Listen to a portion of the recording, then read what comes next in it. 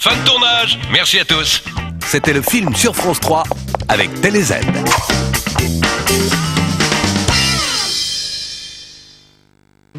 À l'aide de 3 caméras cachées, il a fait de son auto un inattendu théâtre de la vie, avec ses peines, ses joies, l'amour et la haine. Tous en coulisses d'un taxi parisien, après la météo et Soir 3.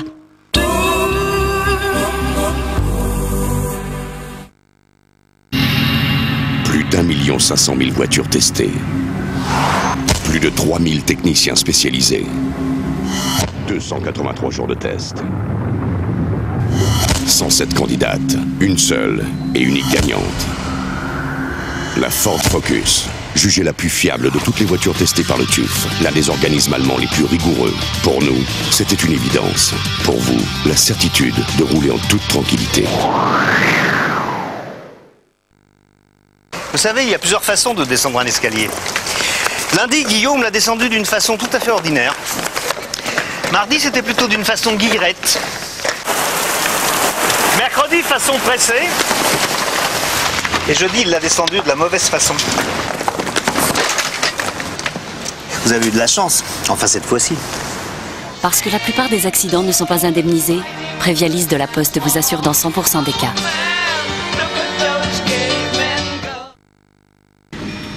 C'est l'heure du goûter. Il y a des jours où j'aimerais me faire toute petite pour voir ce qu'il fait. Kinder Delice, c'est le goûter qu'il lui faut. Du lait, une bonne génoise pour bien le nourrir et du chocolat pour lui faire plaisir. C'est le goûter que j'aime lui donner. Avec Kinder Delice, je sais que tout va bien. Kinder Delice, le goûter enrichi en amour.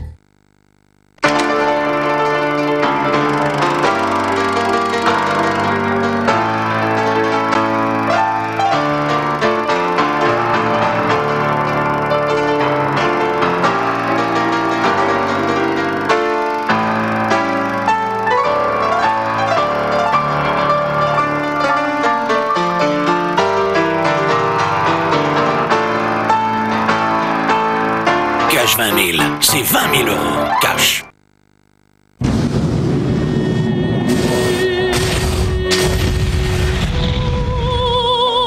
Malox Modestoma soulage rapidement les brûlures d'estomac. Malox, la douleur neutralisée. Médicament réservé à l'adulte, lire attentivement la notice. Avec Nicopatch, j'ai pris la liberté de ne plus fumer. Nicopatch est un médicament réservé à l'adulte.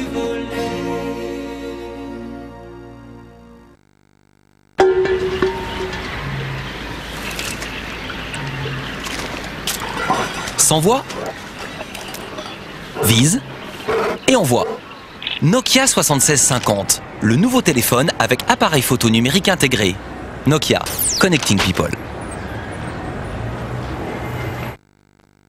Huile d'olive Carapelli, fruitée, délicate. L'huile d'olive Carapelli, tout en elle chante l'Italie.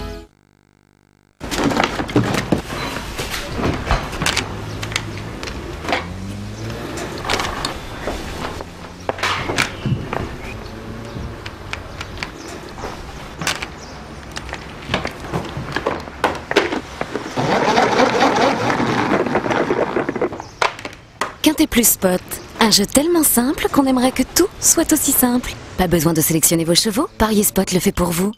Parier Spot, tout le monde peut jouer, tout le monde peut gagner. PMU, PMU, PMU. Mario! Toujours pas de pizza au caviar? Ah, que pizza caviar! Mario! Toujours pas de pizza au caviar? Mario! Toujours pas de pizza...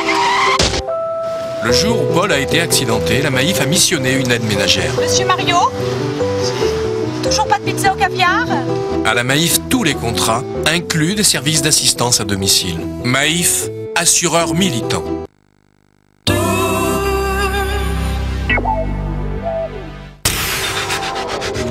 France 3 vous donne rendez-vous avec les centres Leclerc.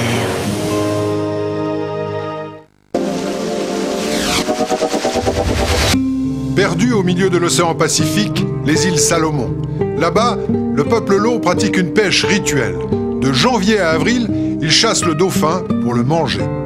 Images choquantes, mais des images bien réelles qui nous rappellent l'existence d'autres pratiques, d'autres cultures. Un document exceptionnel qui peut déranger, mais qui ne se veut en rien provocateur, il apporte un témoignage. Les chasseurs de dauphins, c'est demain à 20h50 dans Thalassa, sur France 3. Pour tout savoir sur le temps, on peut compter sur France 3 avec Monsieur Bricolage. Bonsoir, il y a eu de très fortes pluies tout au long de la journée sur le sud du pays. Il y avait d'abord une alerte orange ce matin sur l'Hérault avec des quantités de pluie qui ont atteint 100 mm, soit 1 mois et demi de précipitation. Et ensuite, cette alerte a été déplacée vers les Bouches-du-Rhône et le Var.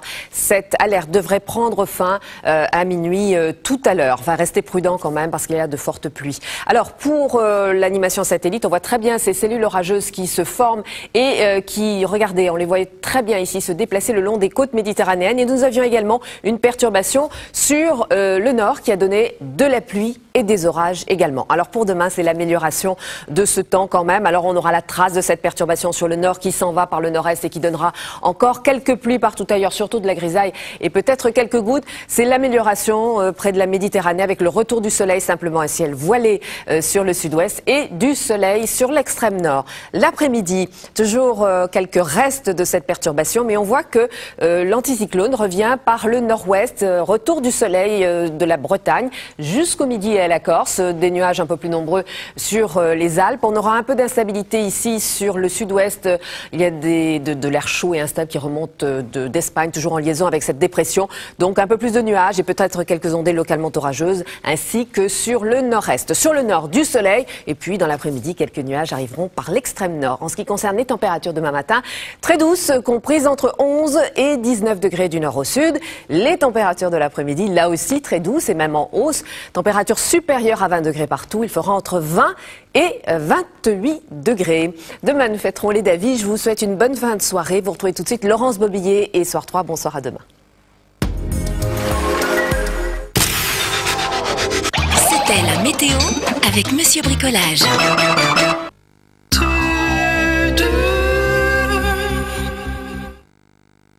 Alors je suis vraiment content de ma voiture. Et toi, t'as quoi comme voiture? Un diesel. À quoi?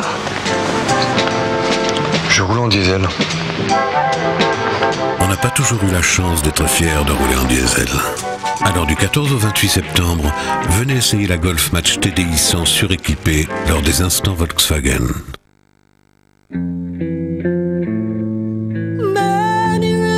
To cross, and it's only my will that keeps me alive. I've been ripped, washed up for years. CGTEL accompagne tous les jours 3 millions de clients, particuliers et entreprises. Et vous, pour vos télécommunications, qui vous accompagne? CGTEL, se dépasser pour vous donner de l'avance. Parce que la confiance n'exclut pas le contrôle, Eurydeal, c'est toute l'information sur toutes les entreprises. Eurydeal.com. Vous recherchez de nouveaux clients? Pouet International les sélectionne avec vous et prend rendez-vous pour vous. Vous voulez être sûr de leur solidité financière?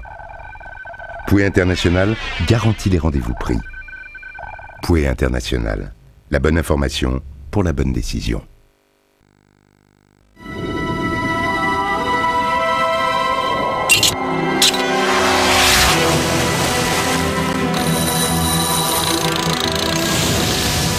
Un solide succès financier exige l'engagement total de professionnels qualifiés. Ils associent intelligence tactique, sens de la stratégie et esprit d'équipe 24 heures sur 24, partout dans le monde. Car l'union fait la force. UBS, Financial Services Group.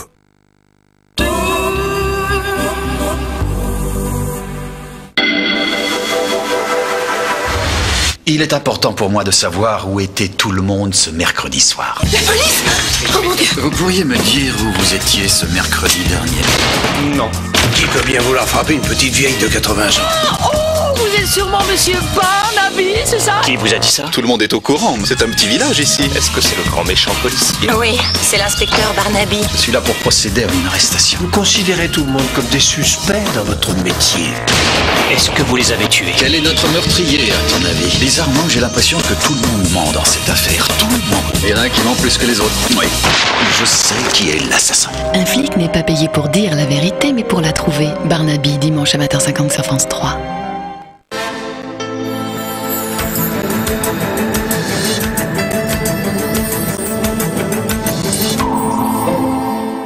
Madame, Monsieur, bonsoir. Les titres. Alors que la polémique s'amplifie sur la libération de Maurice Papon, plusieurs manifestations ont marqué la journée.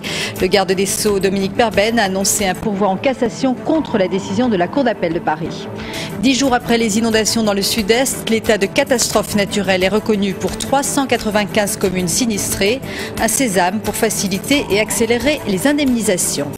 Tentative de coup d'État en Côte d'Ivoire. Le général Gay, qui avait organisé la mutinerie, a été tué dans les combats. Abidjan pourrait demander l'aide militaire de Paris. L'actualité toujours dominée ce soir par la libération anticipée de Maurice Papon. Manifestation aujourd'hui de protestation à Paris, à Bordeaux, mais aussi devant la villa de Maurice Papon où des photos de victimes de l'Holocauste ont été brandies. Pierre Nicolas.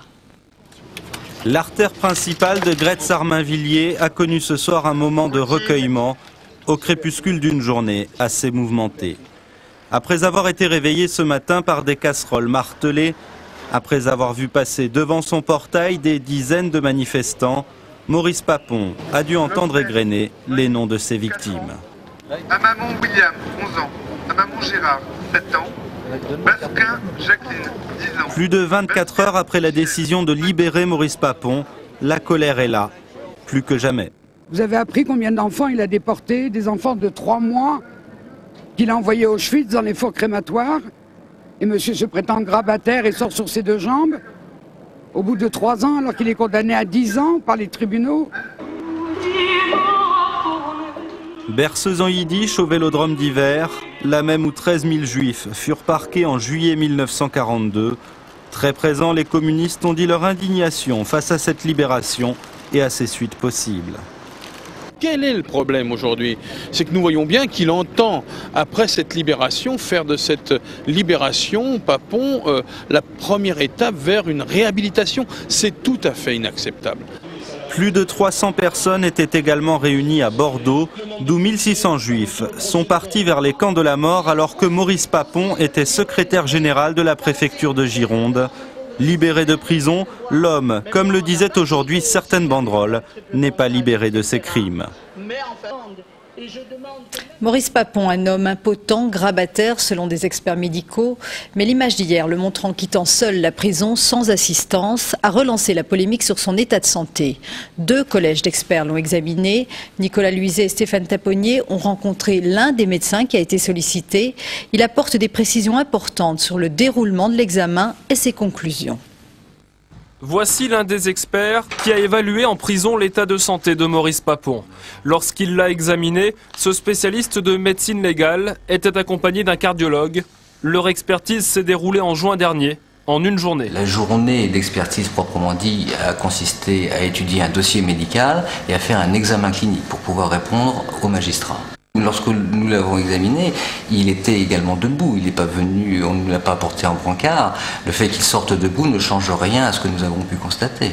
Ce que constatent Pierre Leport et son collègue ce jour-là, c'est que le pronostic vital de Papon est très nettement engagé. En clair, c'est un homme gravement malade, son maintien en détention est risqué. Mais quelques jours plus tôt, une seconde équipe d'experts était allée encore plus loin. Cette fois, le rapport fait état d'une impotence pratiquement complète, de grabatérisation. C'est l'ensemble de ces conclusions qui a décidé les magistrats à libérer Papon.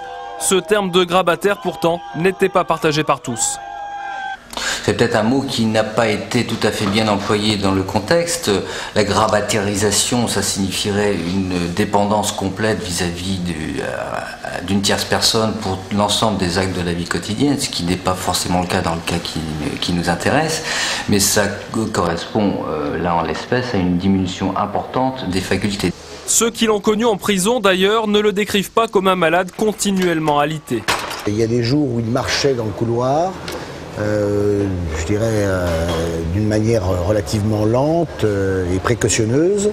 Il est venu nous accompagner une fois, un jour il faisait beau, dans la promenade, et nous avons été obligés, c'est un policier qui était incarcéré, qui l'a porté dans les escaliers. Il n'avait pas la capacité de descendre lui-même des escaliers.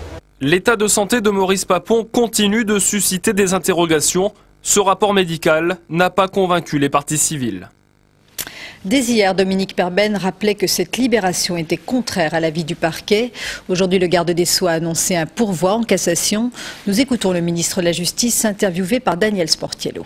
Il est possible d'introduire ce pourvoi en cassation et j'ai donc donné mon accord au procureur général pour qu'il introduise effectivement un pourvoi en cassation contre la décision qui a été prise hier et annoncée par la Cour d'appel de Paris. Le raisonnement juridique, puisque je rappelle la Cour de cassation se prononce en droit et non pas sur le fond du dossier, tourne autour de cette analyse de troubles à l'ordre public, mais il ne m'appartient pas, au-delà de cette indication générale, de rentrer davantage dans le raisonnement juridique. Ce que je souhaite dire, c'est que le président de la République et le gouvernement sont évidemment très attentifs à l'émotion que cette affaire a pu susciter. Pour le reste, la justice doit bien sûr suivre son cours normalement. Le cas Papon met aussi en lumière le sort d'autres prisonniers, les malades ou ceux qui sont très âgés. La nouvelle loi a bénéficié pour le moment à seulement 8 détenus. Ce n'est pas le cas de Simbad, un jeune homme de 19 ans qui est mort à Fresnes. Il souffrait d'une maladie génétique rare. Corinne Péot, Paul-Albert Druon. Simbad Sharif, 19 ans, est mort dans la nuit du 26 au 27 janvier 2001 dans une chambre-cellule d'un hôpital parisien. Simbad était atteint d'une maladie génétique rare, la thalassémie. Tous les mois, il avait besoin de transfusions sanguines. En décembre 2001, à Roubaix, il se retrouve au cœur d'une sombre histoire. Il est placé en détention provisoire à la prison de Los, malgré sa maladie. Son avocat est immédiatement inquiet. Il demande sa mise en liberté. Simbad est alors transféré dans les services hospitaliers de la prison de Fresnes. C'est moi qui allais voir mon fils régulièrement et c'est de là que j'ai vu qu'il commençait à faire de l'œdème. Donc j'ai été voir les médecins là-bas qui le suivaient en disant qu'il fallait transférer mon fils dans un autre hôpital, là où il aurait des soins mieux adaptés. Et ils ne m'ont pas écouté, ils m'ont dit que pour l'instant c'était pas trop grave. Pourtant, dès le début de l'affaire, l'avocat de Simbad écrit au juge d'instruction lillois. Il veut qu'un expert médecin vienne examiner le jeune homme de toute urgence.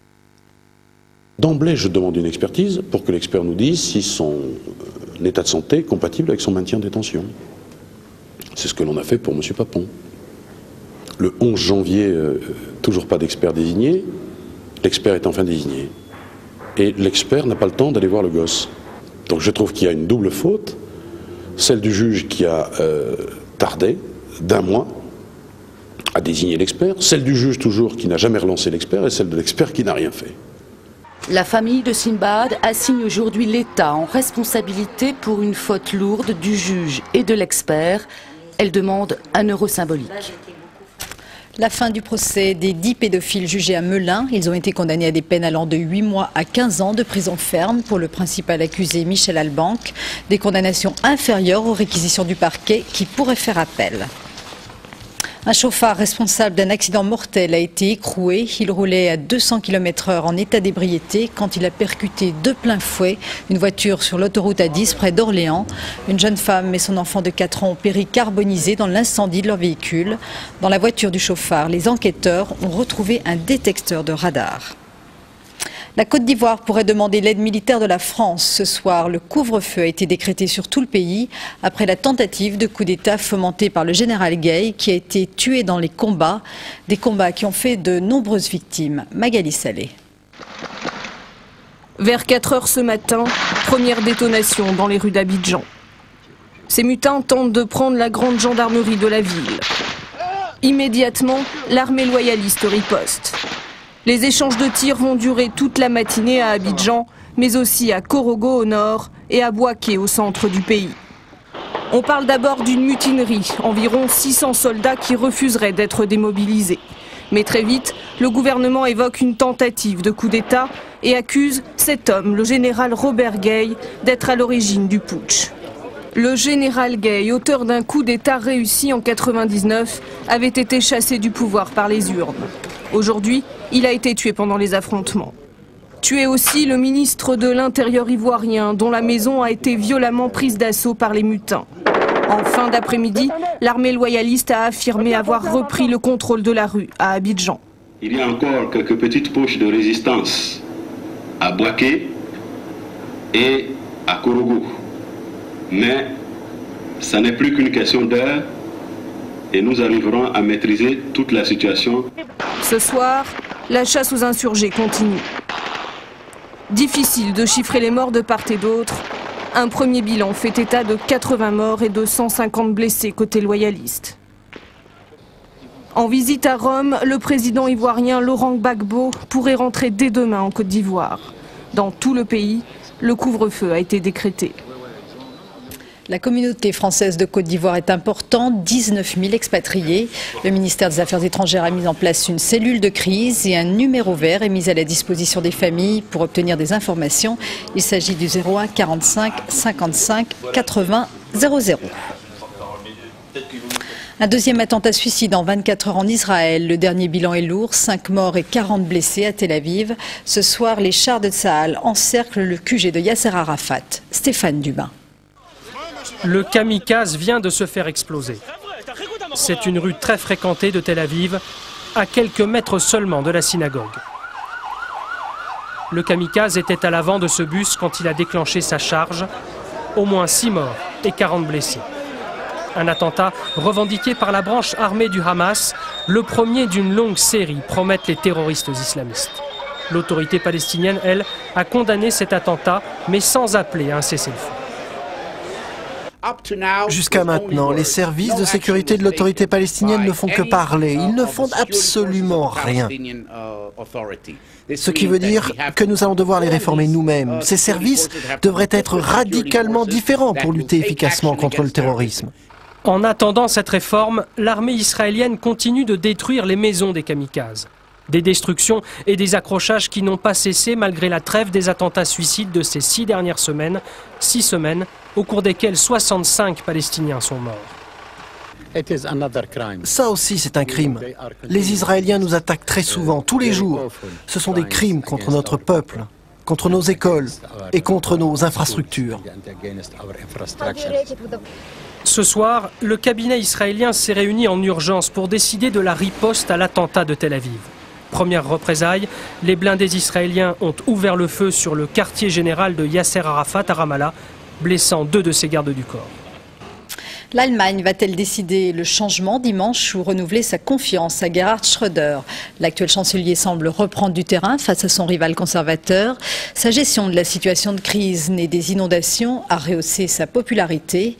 Les crues de l'Elbe, c'était il y a tout juste un mois. Reportage près de Dresde de Claude Guénaud et Jean-Bernard Heyer. Reconstruire les digues. Au bord de l'Elbe, c'est l'urgence. C'est parce qu'elles n'ont pas résisté que le fleuve en furie a tout inondé. Il a suffi ici d'une brèche de 3,50 m de large pour que l'eau s'engouffre et se répande sur toute la plaine. Il y avait de l'eau partout, jusqu'à ces maisons là-bas. Que de l'eau. Si cette digue ne s'était pas rompue, on serait resté au sec.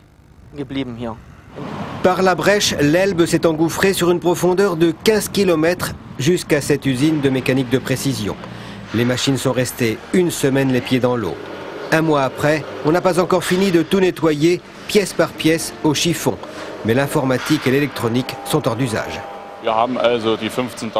Jusqu'à maintenant, nous avons reçu une première aide d'urgence de 15 000 € de la part du gouvernement, mais d'autres aides vont arriver. La facture des inondations pour l'Allemagne atteint un chiffre astronomique, entre 15 à 20 milliards d'euros. Dans sa rage, la crue de l'Elbe et de ses affluents a tout dévasté sur son passage. Le sol a été raviné, 800 km de routes sont impraticables, 180 ponts ont été endommagés. Des milliers d'habitations sont en ruine, on n'a rien pu sauver. Ici, il y avait une table, là, le canapé, des fleurs, c'était la salle de séjour, l'eau a tout détruit.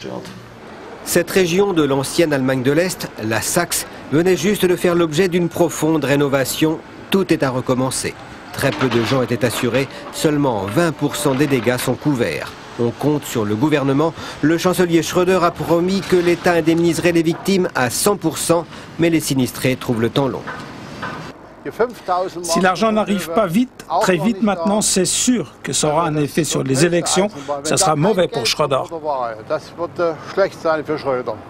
Mais pour l'instant, la manière dont le chancelier a géré la crise semble lui profiter. On le donnait pourtant perdant il y a un mois face aux candidats de la droite. Le thème central de la campagne électorale, c'est-à-dire le chômage, a vraiment disparu. Et donc Schröder a pu gagner de popularité au cours de cette crise. Et c'est pourquoi il va gagner les élections.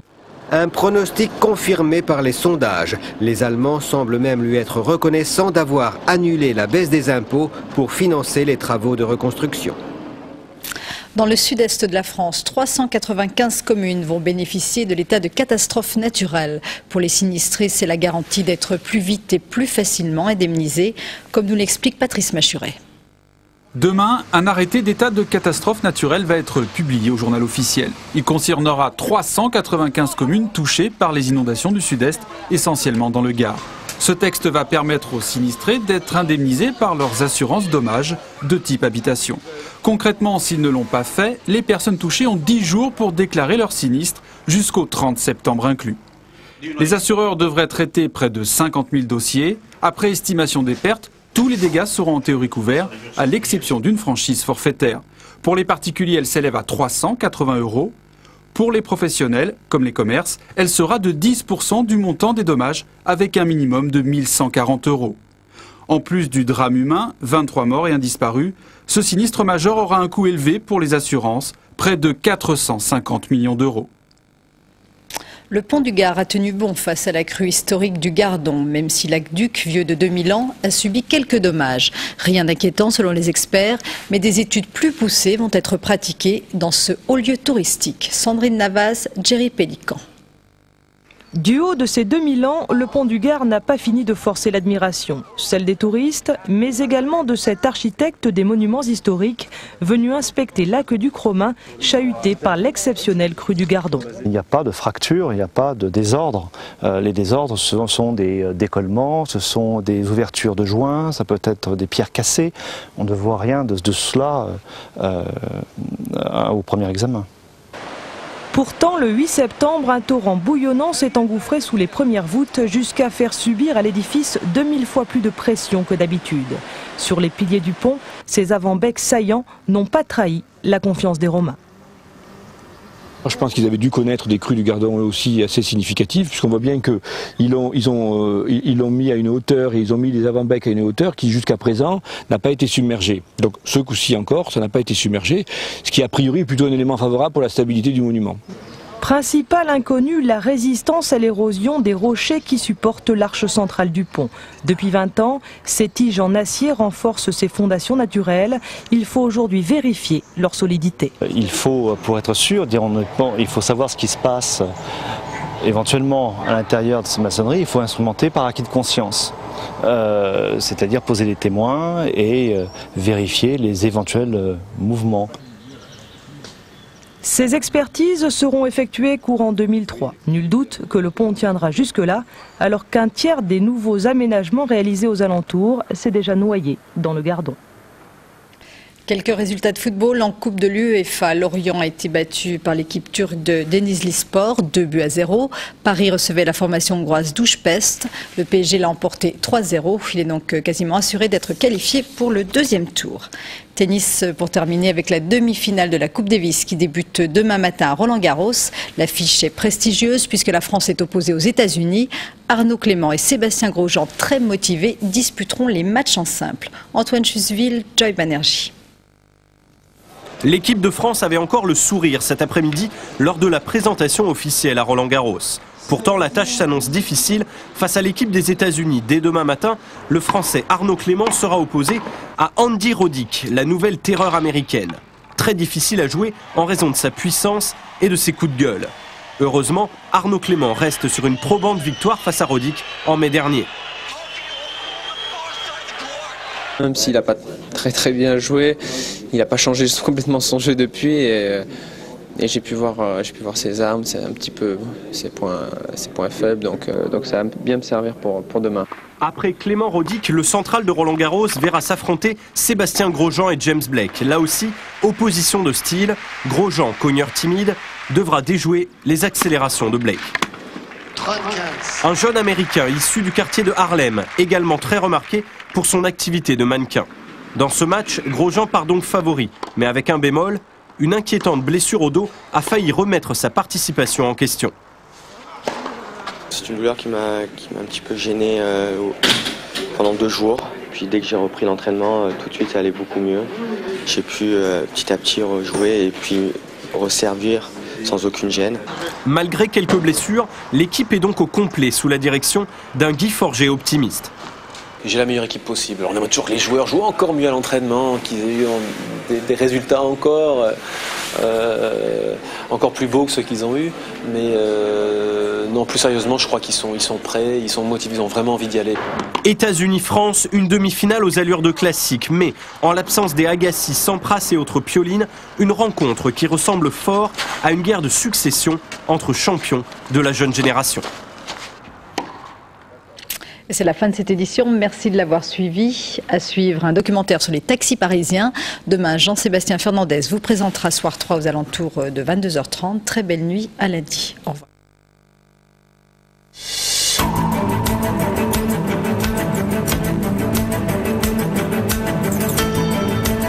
3 caméras cachées. Des clients qui l'un après l'autre se dévoilent sans le savoir. En coulisses d'un taxi parisien, tout de suite sur France 3.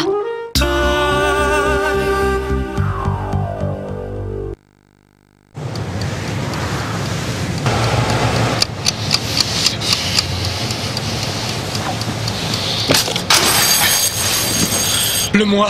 Oh non, ça va pas recommencer. En septembre, c'est le mois dans le réseau Renault. Un mois pour rouler surclassé.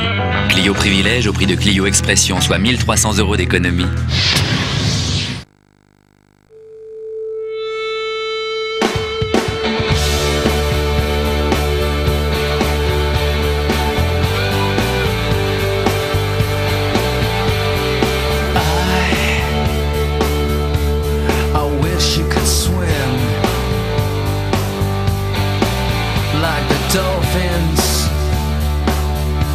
Like dolphins can swim.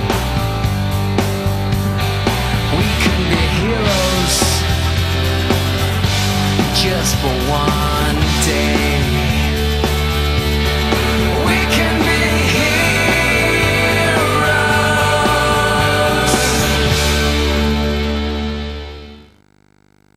Ça y est, j'ai transmis votre dossier de crédit immobilier. Vous aurez la réponse dans 10 jours. 9. Un café. Gérard, ici, on a la réponse dans la seconde.